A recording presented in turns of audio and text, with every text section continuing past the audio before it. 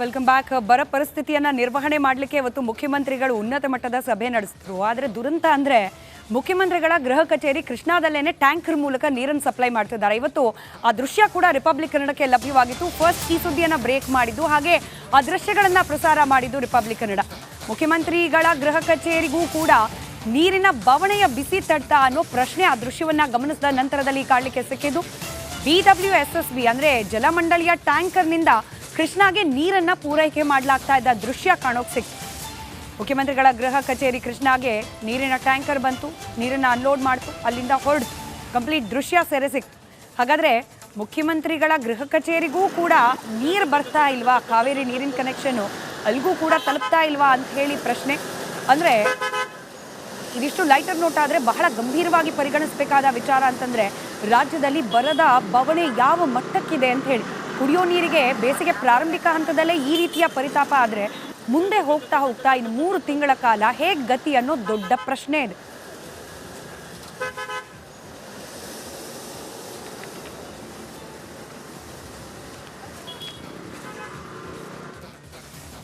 ಇನ್ನು ಮುಖ್ಯಮಂತ್ರಿಗಳು ಈ ಬರದ ಪರಿಸ್ಥಿತಿಯನ್ನು ನಿರ್ವಹಣೆ ಮಾಡೋದು ಹೇಗೆ ಅಂತ ಹೇಳಿ ಸಭೆ ನಡೆಸಿದ್ರು.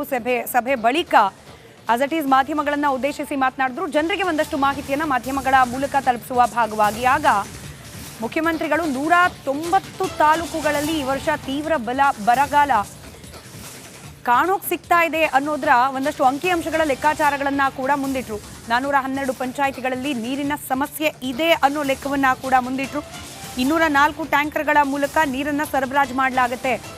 ಬೆಂಗಳೂರಿಗೆ ಸಾಕಾಗಲ್ಲ ಬಹುಶಃ 200 ಟ್ಯಾಂಕರು, ಬಟ್ ಗೌರ್ಮೆಂಟ್ ಲೆಕ್ಕ ಇದೆ. 204 ಟ್ಯಾಂಕರ್ಗಳ ಮೂಲಕ ನೀರನ್ನು ಸರಬರಾಜು ಮಾಡಲಿಕ್ಕೆ ಪ್ರಯತ್ನ ಮಾಡಲಾಗುತ್ತೆ. 175 ಗ್ರಾಮಗಳಿಗೆ 275 ಟ್ಯಾಂಕರ್ನಲ್ಲಿ ನೀರನ್ನು ಪೂರೈಕೆ ಮಾಡೋಕೆ ವ್ಯವಸ್ಥೆಯನ್ನು ಮಾಡಿಕೊಳ್ಳಲಾಗ್ತಾ ಇದೆ. ರಾಜ್ಯ ಸರ್ಕಾರದಿಂದಲೇ ಅದಕ್ಕೆ ಹಣವನ್ನು ಕೊಡಲಾಗುತ್ತೆ. ಜಿಲ್ಲಾಧಿಕಾರಿಗಳ ಖಾತೆಯಲ್ಲಿ 854 ಕೋಟಿ ರೂಪಾಯಿ ಇದೆ ಅಂತ ಹೇಳಿ ಮಾತನಾಡಿದ್ದಾರೆ. ಇನ್ನು ಸಾಕಷ್ಟು ವಿವರಗಳನ್ನು ಮುಖ್ಯಮಂತ್ರಿಗಳು ಕೊಟ್ಟರು. ಅವರ ಮಾತಿನಲ್ಲಿ ಅದನ್ನು ಕೇಳಿಸ್ಕೊಳ್ಳಿ. ಇರ್ತಕ್ಕಂಥ ಕುಡಿಯೋ ನೀರಿನ ಸಮಸ್ಯೆ, ಮೇವಿನ ಸಮಸ್ಯೆ, ಜನಗಳಿಗೆ ಉದ್ಯೋಗ ಕೊಡ್ತಕ್ಕಂಥ ಸಮಸ್ಯೆ ಇರ್ಬೋದು, ಅವನ್ನು ಮಾಡ್ತಾರೆ. ಇಲ್ಲಿವರೆಗೆ ಟಾಸ್ಕ್ ಫೋರ್ಸ್ಗಳು 646 ಸಮಸ್ಯೆಗಳನ್ನು 646 ಸಭೆಗಳನ್ನು ಮಾಡಿದ್ದಾರೆ. ಇಲ್ಲಿವರೆಗೆ 646 ಟಾಸ್ಕ್ ಫೋರ್ಸ್ ಸಭೆಗಳನ್ನು ಮಾಡಿದ್ದಾರೆ. ಆಮೇಲೆ ಜಿಲ್ಲಾ ಮಟ್ಟದಲ್ಲಿ ಕೂಡ ಸಭೆಗಳು ಆಗಿದ್ದಾವೆ. ಸುಮಾರು 307 ಜಿಲ್ಲಾ ಮಟ್ಟದ ಸಭೆಗಳಾಗಿದ್ದಾವೆ. ಆ ತಾಲೂಕಿನಲ್ಲಿ ಇರ್ತಕ್ಕಂಥ ಕುಡಿಯೋ ನೀರಿನ ಸಮಸ್ಯೆ, ಮೇವಿನ ಸಮಸ್ಯೆ, ಜನಗಳಿಗೆ ಉದ್ಯೋಗ ಕೊಡ್ತಕ್ಕಂಥ ಸಮಸ್ಯೆ ಇರ್ಬೋದು. ರಾಜ್ಯಾದ್ಯಂತ ಬರದ ಛಾಯೆ ಆವರಿಸಿದೆ.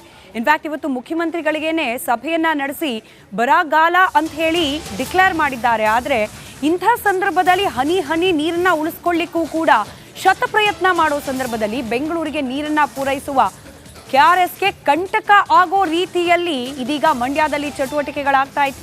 ಟ್ರಯಲ್ ಬ್ಲಾಸ್ಟ್, ಬೇಬಿ ಬೆಟ್ಟದಲ್ಲಿ ಟ್ರಯಲ್ ಬ್ಲಾಸ್ಟ್ಗೆ ಅನುಮತಿ ಸಿಕ್ಕಿದೆ ಅಂತ ಹೇಳಿ ಟ್ರಯಲ್ ಬ್ಲಾಸ್ಟ್ ಅನ್ನ ಮಾಡಲಿಕ್ಕೆ ಮುಂದಾಗ್ತಾ ಇದ್ದ ಬಗ್ಗೆ ರೈತರು ತೀವ್ರವಾದ ವಿರೋಧವನ್ನ ವ್ಯಕ್ತಪಡಿಸಿದ್ರು. ರಿಪಬ್ಲಿಕ್ ಕನ್ನಡ ಆ ರೈತರ ಪರವಾಗಿ ನಿಲ್ತು ನಿರಂತರವಾಗಿ ವರದಿಯನ್ನ ಪ್ರಸಾರ ಮಾಡ್ತು. ಈಗ ರೈತರು ಬಿಜೆಪಿ ಕಾರ್ಯಕರ್ತರ ಹೋರಾಟಕ್ಕೆ ಒಂದು ಹಂತಕ್ಕೆ ಜಯ ಸಿಗಬಹುದೇನೋ ಅನ್ನೋ ನಿರೀಕ್ಷೆ ಇದೆ. ರಿಪಬ್ಲಿಕ್ ಕನ್ನಡ ಕೂಡ ಇವತ್ತು ಇಡೀ ದಿನ ರೈತರ ಬೆನ್ನೆಲುಬಾಗಿ ನಿಂತು ಅಲ್ಲಾಗ್ತಾ ಇರುವ ಘಟನಾವಳಿಗಳ ಬಗ್ಗೆ ಸುದ್ದಿಯನ್ನ ಪ್ರಸಾರ ಮಾಡ್ತಿತ್ತು. ಈ ಟ್ರಯಲ್ ಬ್ಲಾಸ್ಟ್ ಹಾಗೆ ಅದರ ಬಗ್ಗೆ ಇರುವ ವಿರೋಧದ ಬಗ್ಗೆ ಒಂದು ವರದಿ ಇದೆ, ಗಮನಿಸಿ.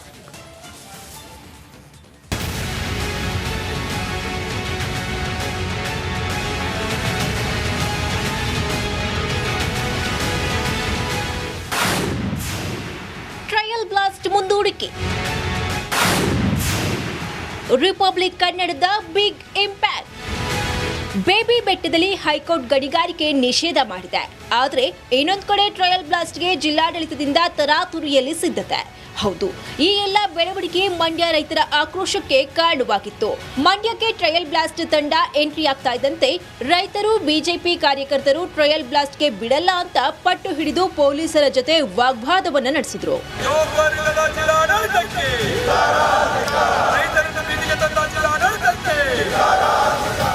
ಇನ್ನು ಬೇಬಿ ಬೆಟ್ಟದಲ್ಲಿ ಟ್ರಯಲ್ ಬ್ಲಾಸ್ಟ್ ಬಗ್ಗೆ ರಿಪಬ್ಲಿಕ್ ಕನ್ನಡ ನಿರಂತರ ವರದಿ ಮಾಡಿ ರೈತರನ್ನ ಎಚ್ಚರಿಸುವ ಕೆಲಸಕ್ಕೆ ಮುಂದಾಗಿತ್ತು. ರೈತರು ಬಿಜೆಪಿ ಕಾರ್ಯಕರ್ತರ ಹೋರಾಟಕ್ಕೆ ಸರ್ಕಾರ ಮಣಿದಿದ್ದು, ಇದೀಗ ಬೇಬಿ ಬೆಟ್ಟದಲ್ಲಿನ ಟ್ರಯಲ್ ಬ್ಲಾಸ್ಟ್ ತಾತ್ಕಾಲಿಕವಾಗಿ ಮುಂದೂಡಲಾಗಿದೆ.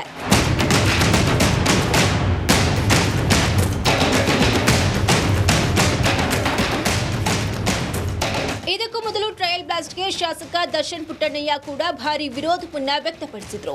ಟ್ರಯಲ್ ಬ್ಲಾಸ್ಟ್ ಮಾಡಿದ್ರೆ ಉಗ್ರ ಹೋರಾಟದ ಎಚ್ಚರಿಕೆಯನ್ನ ನೀಡಿದ್ರು. ಕೋರ್ಟ್ ಇಂದ ನಿಷೇಧ ಮಾಡಬೇಕು ಅಂತಿದೆ. ಕೋರ್ಟಲ್ಲಿ ಪುನಃ ಬ್ಲಾಸ್ಟಿಂಗಿಗೆ ಪರ್ಮಿಷನ್ ಕೊಡಿ ಅಂತ ಟ್ರಯಲ್ ಬ್ಲಾಸ್ಟಿಗೆ ಪರ್ಮಿಷನ್ ಕೊಡಿ ಅಂತ ರಿಕ್ವೆಸ್ಟ್ ಮಾಡಿದ್ದಾರೆ ಗೌರ್ಮೆಂಟ್ ಅಡ್ವೊಕೇಟು. ಕೋರ್ಟ್ ಆರ್ಡ್ರಲ್ಲಿ ಮಾಡಿ ಅಂತ ಎಲ್ಲೂ ಕೊಟ್ಟಿಲ್ಲ. ಸಂಕಷ್ಟ. ಟ್ರಯಲ್ ಬ್ಲಾಸ್ಟ್ ಇಂದ ಕೆಆರ್ಎಸ್ ಡ್ಯಾಂಗೆ ಕುತ್ತು. ಟ್ರಯಲ್ ಬ್ಲಾಸ್ಟ್ಗೆ ಕೋರ್ಟ್ ಆದೇಶವೇ ಇಲ್ಲ. ತಜ್ಞರ ಸಭೆಯಲ್ಲಿ ಆದೇಶವಿಲ್ಲದೆ ಇರುವುದು ಬಹಿರಂಗ. ಹೈಕೋರ್ಟ್ ಆದೇಶ ನೆಪದಲ್ಲಿ ಬ್ಲಾಸ್ಟ್ಗೆ ಸಿದ್ಧ. ಟ್ರಯಲ್ ಬ್ಲಾಸ್ಟ್ಗೆ ಮುಂದಾಗಿದ್ದ ಜಿಲ್ಲಾಡಳಿತ. ಅನುಮಾನ ಮೂಡಿಸಿದ ಅಧಿಕಾರಿಗಳ ನಡೆ. ವಕೀಲರು ಕಾಲಾವಕಾಶ ಕೇಳಿದ್ದ ಪತ್ರವನ್ನೇ ಆದೇಶ ಪ್ರತಿ ಎಂದು ಅಧಿಕಾರಿಗಳು ಬಿಂಬಿಸಿದ್ದು, ತಜ್ಞರ ಸಭೆಯಲ್ಲಿ ಆದೇಶ ಇಲ್ಲದಿರುವ ಮಾಹಿತಿ ಬಯಲಾಗಿದೆ. ಸದ್ಯ ರೈತರ ಹೋರಾಟಕ್ಕೆ ಮಣಿದು trial blast ಮುಂದೂಡಿಕೆಯಾಗಿದೆ.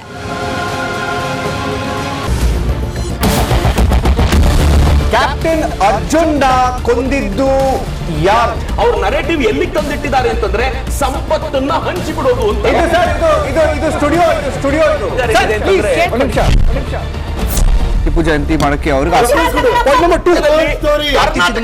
ಖಂಡಿಸಿದ್ರು. Very nice.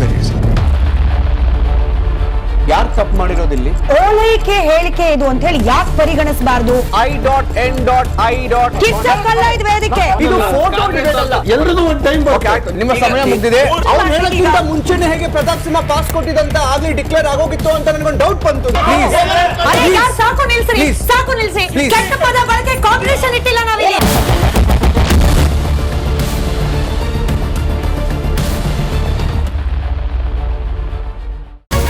Republic world app ಇದು ಕೇವಲ ಅಪ್ಲಿಕೇಶನ್ ಅಲ್ಲ, ಸಮಗ್ರ ಸುದ್ದಿಗಳ ಸಂಪರ್ಕ ಮಾರ್ಗಕ್ಕೆ ಕ್ರಾಂತಿಕಾರಿ ಬದಲಾವಣೆ. ರಿಪಬ್ಲಿಕ್ ವರ್ಲ್ಡ್ ಆಪ್ ಕೇವಲ ಸುದ್ದಿ ಅಪ್ಲಿಕೇಶನ್ ಪರಿಚಯಿಸ್ತಾ ಇಲ್ಲ, ಬದಲಾಗಿ ಡಿಜಿಟಲ್ ಸುದ್ದಿ ಬಳಕೆಯ ಹೊಸ ಯುಗಕ್ಕೆ ನಾಂದಿ ಹಾಡ್ತಾ ಇದೆ. ಇದೊಂದು ಬ್ರೇಕಿಂಗ್ ನ್ಯೂಸ್, ಪ್ರಭಾವಶಾಲಿ ಕಾರ್ಯಕ್ರಮಗಳಿಗೆ ಗಟ್ಟಿಯಾದ ನ್ಯೂಸ್. ಇಲ್ಲಿ ಕೇವಲ ತಾಜಾ ಸುದ್ದಿ, ಅದರ ನೇರ ಪ್ರಸಾರ ಮತ್ತು ಚರ್ಚೆಗಳಿಗೆ ಮಾತ್ರ ಅವಕಾಶ. ರಿಪಬ್ಲಿಕ್ ವರ್ಲ್ಡ್ ಆಪ್ ಡೌನ್ಲೋಡ್ ಮಾಡಿಕೊಳ್ಳಿ. ಗೂಗಲ್ ಪ್ಲೇ ಸ್ಟೋರ್ ಮತ್ತು ಆಪಲ್ ಆಪ್ ಸ್ಟೋರ್ನಲ್ಲಿ ಲಭ್ಯವಿದೆ.